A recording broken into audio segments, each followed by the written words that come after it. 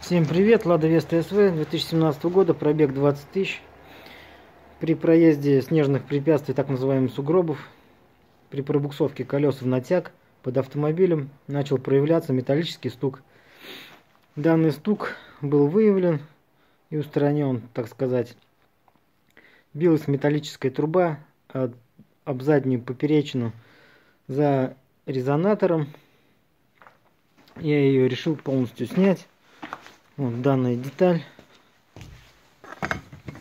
На ней есть следы потертостей и расплавленной краски от горячего глушителя. Вот.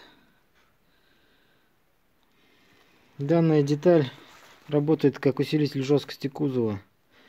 На первых партиях Веста на нем был установлен Г-образный кронштейн, к которому крепился бублик и держалась труба глушителя.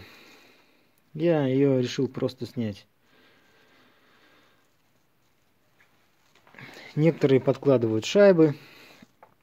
Шпильки там это позволяет сделать, опустить данную поперечину пониже.